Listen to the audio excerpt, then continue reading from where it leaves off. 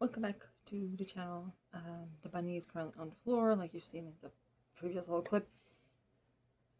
But yeah, she has decided to fall asleep next to the heater because the heater's off.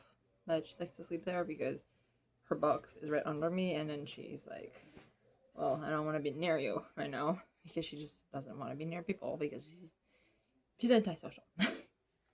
um, so this is a wrap up of all the books that I've read so far in the month of April. April was a slower month. Like I didn't read uh that much book. I've read 7 books this month, and I've started one that I'm going to be finishing by the end of the month because we're currently on 28th, I think, of April. Yes, we are on the 28th, and I might finish the book tomorrow, or I might finish it on the 30th of the month. I don't know yet. But here we go. So these are the books that I read this month and what I've rated them. And yeah, so let's start with the audiobooks that I have listened to. So I'm just gonna show the picture on my tablet. Obviously I have to find it because I didn't look prior because I'm an idiot. Okay, wait. So one of the audiobooks that I've listened to was this Inevitable Ruin. I cannot pronounce that properly. Um, so book 7 in Dungeon Crawler Carl by Matt Dinneman. I rated this one 3 stars because it was a little harder to get into. Of course, I did like the characters. So, like, obviously, I liked Perpetente. I liked Carl. I liked Samantha because Samantha, she's something. Uh, I also kind of like Ferdinand, but I don't know. I've listened to that one as audiobook. Um, but yeah, I had some trouble like understanding it and like what was going on. It was a little more confusing to me, and there was so many characters that at one point I got a little confused. But yeah, and Donut, obviously, she's just perfect. Um, so yeah, but I enjoyed still reading it. Like it was still enjoyable. But also, how is this gonna be only a like 9 book series? Well, technically 10. Like, how? That's like crazy. That's gonna be really rushed. Anyway, also for most of the book, I did not know what level they were on. So like what floor of the dungeon. So I only figured it out by the end of the audiobook. Um, but yeah, that's one that I finished. I also read The Invisible Man. The Invisible Man by H.G. Wells. Because I've seen someone that I follow read it, and I was like, right, H.G. Wells wrote more things than just Time Machine, and I think he wrote Time Machine, right? And I was like, I need to read more of his books because I also have World of Worlds, but I haven't read it yet. Oh, it's not even there. I reorganized the shelves, so I don't even know where everything is anymore. So yeah, I need to read that one too. So I was like, I'm gonna read The Invisible Man, and yeah, I gave it 4 stars. It was, I really liked how it's like there were like prejudice towards the main character who was invisible and stuff, and that little kids would be scared of him and stuff. Um, but yeah, it was pretty enjoyable. It was short, so yeah, it was good. I don't really have much to say because it's so short. So yeah. I did listen to more audiobooks also as at work, and most of the books I read every month are audiobooks. So I just finished actually today uh, the audiobook for Ready Player One by Ernest Cline. It's a reread. There's a lot of rereads. I love this book. I mean, there's a poster here just to show that one of my favorite video games. I just wrote the Zork chapter because I discovered a video game Zork because of this book, and I fell in love with it. I fell in love with Adventure from Atari 2600. Uh, I fell in love with a bunch of things. Like, even my favorite movie, 80s movie, was mentioned in this. Is the reason why I love it so much is because of this book. But also because it's good. Anyway, so I reread Ready Player One. This is a 5-star, no matter what. It's always going to be a 5-star. But yeah. And if you read it, my favorite character is H. I don't even know why. I just like that guy. um, but yeah, it's a really good book.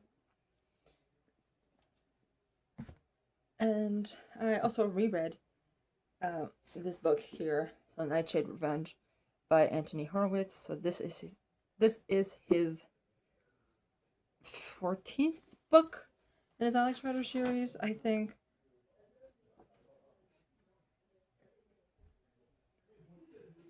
13th book, I think. If I read that properly. Oh, wait, I'm confused. One sec, I'm trying to figure it out.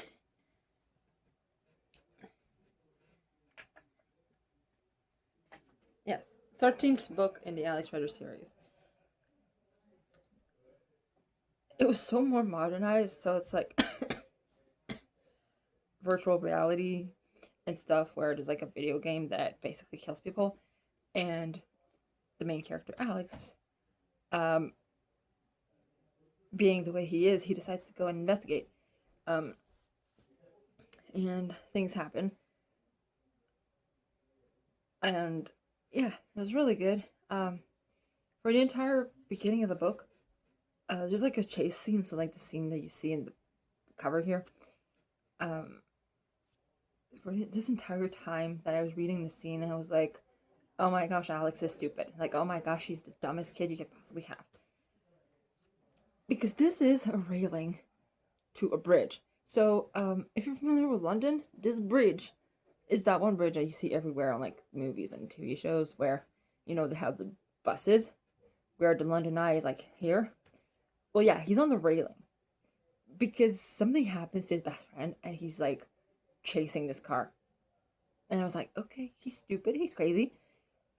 Anyway, I loved it. I love how the relationship between him and Sabina, because we get to see Sabina again. So yeah, 5-star because my favorite series, as probably everyone already knows by now who has watched this video. Oh, and I've read this one physically, not audiobook. And then I've listened to the audiobook for Dreamland by Nicholas Sparks. I love this book, and it's my second time reading it, and I really, really like it because I really like how the story is like following those two characters, so Colby and Beverly, and how their stories connect because Colby is in Florida, Beverly is somewhere. Um, it's not said where she is in the book, but later on you discover where she is and what's going on. But like she's on the run from her husband who was working for like Homeland Security or something. So she's scared of him. She ran off with her son and she ends up in a small village. While all of that's going on, Colby, he's um living he's in Florida for like playing music because he's a musician. And yeah, he lives with his sister and stuff, and like but she's in North Carolina, but he basically like uh meets a girl and she discovers his world and they fall in love. Obviously it's a romance, obviously. um but yeah, it's very good, and it's also like very interesting to see how the two stories collide. So it was really good, so it's also a 5-star. And then this is basically the worst book that I've read this month.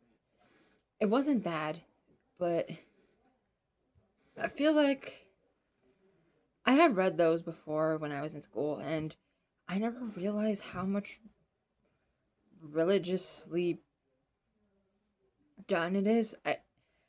I've read some comments on Goodreads that said people didn't really enjoy that one because of all the religious themes to it. Yeah. And that was The Amber Spyglass by Philip Pullman. So his third book in his Dark Materials series, which, I mean, I like the characters, I like the world and everything, but why did it have to be so religious? Like, and also, how to explain this? Um, his own like philosophical religion thing that the author feels like he believes in. Like, sure, you can have religious themes if you want to, but seriously, that much was annoying. And yeah, I was like, no, I didn't like it. I like the other books in the series and the trilogy, but not that one. I mean, I haven't started the series watching the TV show, and I'm like, should I even finish watching it because of like the religious themes? Um, I mean, I've read this in 2012, like in school, so I didn't remember much of it. But yeah, I did like the characters. The redeeming of those two characters at the end were, or one of the characters was like unnecessary. Um, so yeah, I mean 3 stars because it doesn't, yeah, wasn't the best. And then the last book that I am currently that I've read, I mean, this month is Dans une galaxie près de chez vous, saison 1, volume 2. So, in a galaxy near you, and that's season 1, volume 2, and it's like the script for like every episode of season 1. Um, and these two guys made like played the script. So it's by Pierre-Yves Bernard, Claude Legault, Jean-François Léger. So yeah, it's basically like scripts for a series where that takes place in 2034, and Earth is in trouble. So like crops are burned. There's almost no water anymore, and well, cars have caused a lot of issues, and so did hairsprays and stuff. So what happens is that Canada, because this is Canadian from my country, Quebec, so they send a group of people into space to save humanity by finding a new galaxy, a new planet to bring the humans. And basically, this is Lost in Space, but Quebec form, which is hilarious because there's obviously a scientist that is evil and he doesn't want them to find a planet and he's just trying to like cause trouble. And yeah, there's a little bit of romance too, like sort of between Captain here, Charles Patnaud, and the psychologist of the ship, and then the other team, well, not team, like yeah, the other like people on the ship and stuff, and it's just hilarious. And this ship is actually made out of cans of food, like yeah, some cans. It's funny. Anyway, so I read that, and this is a 5 star because it's just hilariously stupid. But yeah, like I can't really say anything about this because like the story exactly, because like it's in French, most of the jokes are in French and it wouldn't be like understandable, but like just to show how stupid it is.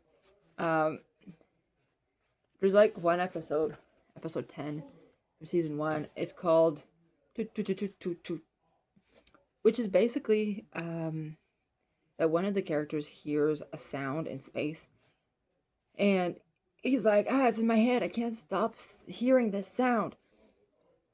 And then the captain is like, eventually, like, they communicate with the sound, and they realize it's like an extraterrestrial life form, and that like the aliens are like, we know a planet where you guys can move. But then the captain figures out something, and he's like, oh no, it's what happened to the USS Krimpov, like a ship years prior to them. And then the psychologist is like, oh, what happened? He's like, oh, the ship blew up, and the black box ended up in a garage sale somewhere in, I forgot, like a very random place in Canada. And then he tries to find the audio for like that black box, and then he finds it, and he's like listening to it, and it's like, oh, is the lawnmower for sale? And then someone's like, no, it's not for sale. And the captain's just like, oh, wait, no, that's the recording of the garage sale where the black box was found. Like, it was so stupid.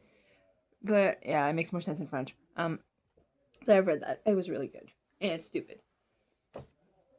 The other book that I own, that I started, that I didn't finish yet, but I'm about to finish, is in my room. So I will go get it, pause this video, and I'll be back in a second.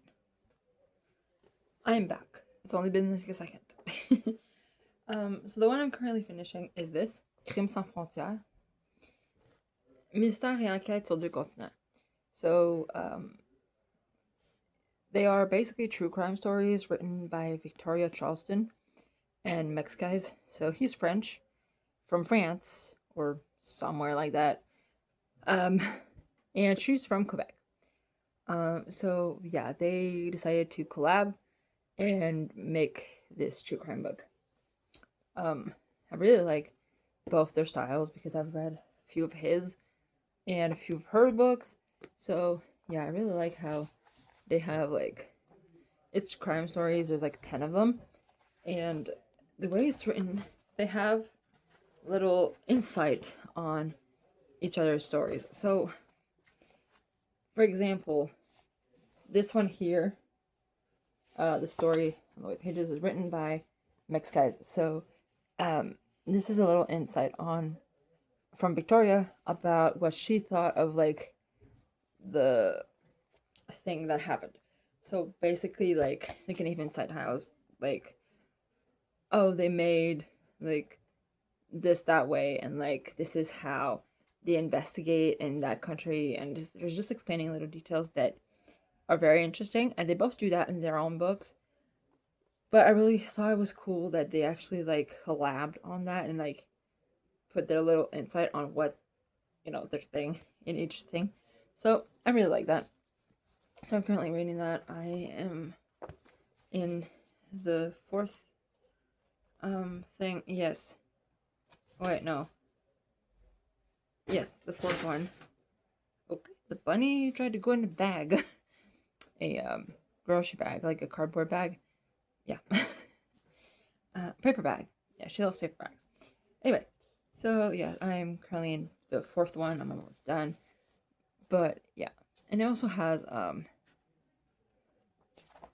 like colored pictures of like, I'm not gonna show the pictures because like maybe I don't even know if I can show any of these. But like pictures of some of the victims and stuff. Not gruesome pictures, not gory pictures, but like pictures of them on like what they look like. So like this girl here, for example, like she passed away and whatever. So yeah, pictures of like those people. So yeah, and that is what I'm currently reading. And that was all the books that I've read this month, and probably gonna read more next month, which I'm also very excited because I'm gonna reread a series that I haven't reread in years because I can't find the first book of the series anywhere. I can't find it. Like, I've tried finding it and I can't find it. And I think it's called the Firebird Trilogy. Yeah, it's the Firebird Trilogy, I think, by Claudia Gray. I think. I'm not even sure. But yeah, I only have book 2 and 3, but like I really want to reread it, so I'm gonna find the audiobook and read the first book because I can't find it anymore. And I think also the only reason I read these books before was because my friend, one of my good friends, had the first book, and I've read it when she had it, and she like lended me like a million books. And I read it, and I was like, oh my gosh, this is amazing. I need to read the rest of the series. And I finally I found them and I bought them. So yeah, I can't even put it back. So yeah, these are all the books that I'm gonna read, and I'm also gonna start this book as my physical copy book in May. And yeah, so Ben Archer and the Alien Skill by Ray Knightley, and this is her book 2 in her series, the Alien Skill series. So yes, I'm excited to start that one too. So thank you for watching. Like the video if you want. Leave a comment if you read any of the books that I read, and subscribe if you want to. No pressure. And see you in the next video. Bye.